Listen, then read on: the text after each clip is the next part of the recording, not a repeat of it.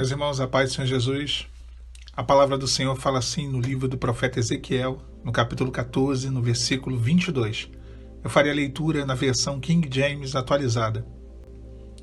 Entretanto, haverá alguns sobreviventes, alguns filhos e filhas da cidade que serão retirados dela.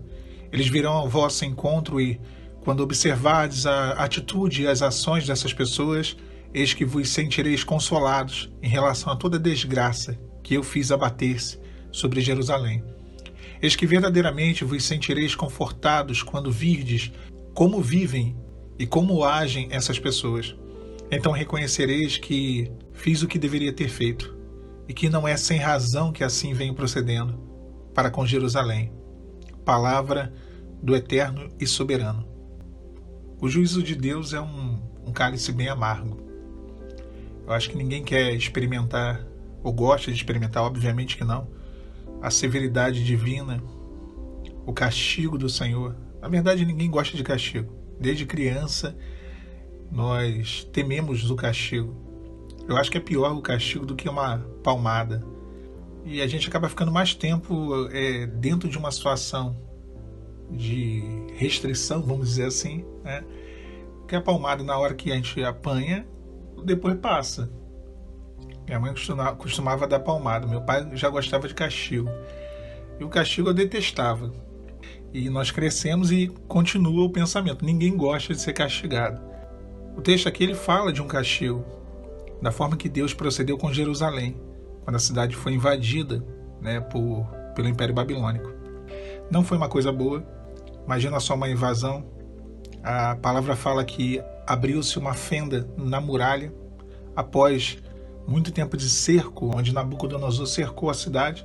Abriu-se uma fenda e os homens valentes fugiram e o exército caldeu entrou na cidade. Eles entraram e, como toda invasão, é uma coisa traumática, é uma coisa bem complicada. Pessoas foram mortas, vidas ali ceifadas, mulheres violentadas, crianças assassinadas. Foi uma coisa terrível. Mas o Senhor aqui nesse texto ele diz assim: olha, por mais que tenha sido ruim tudo isso que aconteceu, por mais que seja ruim a colheita que pode ser feita por um homem, por um povo, eu tenho motivo para agir dessa forma. Eu tenho motivo para permitir com que coisas ruins aconteçam na vida das pessoas. E ele diz: olha, se vocês soubessem o que aquele povo fazia, as abominações, a forma com que eles procediam, vocês se sentiriam consolados de toda a desgraça, ou seja, vocês entenderiam porque eu abati a cidade de Jerusalém, porque eu permiti isso tudo. E reconheceriam que eu fiz o que devia ser feito. Olha que palavra forte. Eu fiz o que devia ser feito. Irmãos, não foi diferente. E não é diferente no deserto. Não foi diferente conosco. Deus ele fez aquilo que tinha que ser feito. Por mais que é difícil que entendamos isso. É complicado entender e aceitar isso. Eu demorei muito tempo para aceitar. Eu também fiz parte das pessoas que culpavam a Deus pelo que estava me acontecendo. Eu não culpava a mim, as minhas atitudes, as brechas que eu dei no casamento, as brechas que eu dei na minha vida cristã, mas eu culpava o Senhor. E quando tudo acontece, é fácil a gente fazer essa transferência de culpa. Mas o Senhor ele diz: olha, então reconhecereis que eu fiz o que deveria ser feito. Em algum momento nós reconhecemos que as nossas atitudes, as nossas obras nos credenciaram a viver essa situação que estamos vivendo, né? E não será diferente na vida do marido e da esposa. As atitudes deles reserva para eles uma colheita, credencia eles a uma situação nada agradável. Então assim, o Senhor ele vai fazer o que tem que ser feito também do lado de lá. E ele segue dizendo assim no texto: e que não é sem razão que assim vem procedendo para com Jerusalém. Não é sem razão que Deus ele procede conosco. Tudo tem razão, tudo tem propósito, tem desígnio. O Senhor ele tem a capacidade de pegar situações que a gente pensa que são agravos, que são coisas para a nossa destruição, para a destruição da família. Ele reverte aquilo. Eu esses dias me deparei com uma situação nova, onde o inimigo ele pensou assim: olha, eu não estou conseguindo mais ter tanto efeito nos meus ataques na mente dele em relação à esposa, então eu vou atacar em relação ao filho, né? E aí ele mudou a estratégia dele E o inimigo começou a criar uma situação para tentar me afetar no que se refere à questão do meu filho. Quando ele está lá, ele está perto lá da bagunça, da bagaceira que ela está vivendo. Então, essa astúcia dele, eu apresentei diante do Senhor. E quando eu apresentei diante do Senhor, o Senhor me deu um texto. E no texto era quando Balaão sobe para amaldiçoar o povo de Israel, ele acaba abençoando o povo de Israel. Então, quer dizer, aquilo que seria ruim para o povo acabou se tornando em algo bom. Deus, ele mudou, né?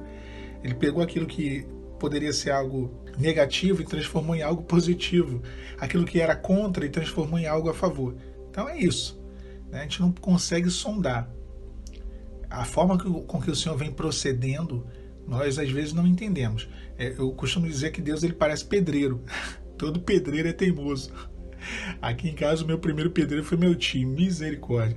Ele fazia o que ele queria, ele era autônomo, a obra parecia que era dele. Eu estava pagando ele, mas ele fazia o que ele queria. O Senhor é como se fosse um pedreiro que... O Senhor, quanto pedreiro, ele é um pedreiro que eu diria para vocês que é assim.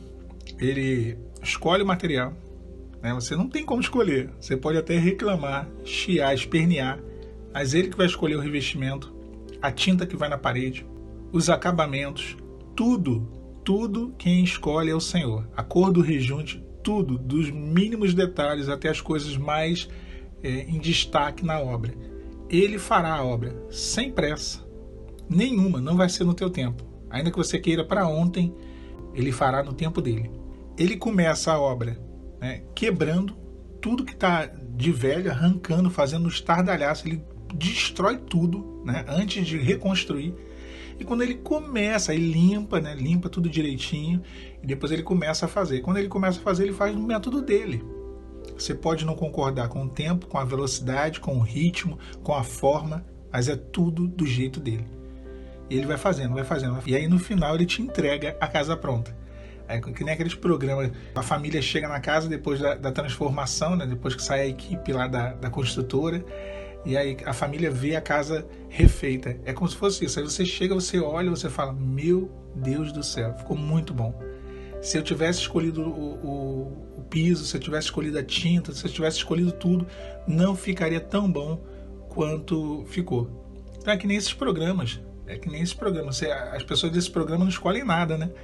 Elas saem da casa, deixam a casa lá sendo ajeitada e a casa vai sendo consertada. Quando eles voltam, né, já está tudo pronto e fica melhor do que se eles tivessem planejado. É assim que é a restauração. É assim que Deus faz. Então, não foi sem razão que eu fiz. É a palavra que ele dá para Ezequiel e manda Ezequiel entregar ao povo. Não foi sem razão. Eu fiz porque eu tive motivos para fazer. Ele tem motivos para fazer tudo que ele está fazendo na nossa vida e na vida do cônjuge também. Então, descanse, confie. Nada fugiu do controle do Senhor. Pelo contrário, ele domina tudo. Não é o diabo que escreve a nossa história. Não é a amante, não é o amante. É Deus quem escreve a nossa história.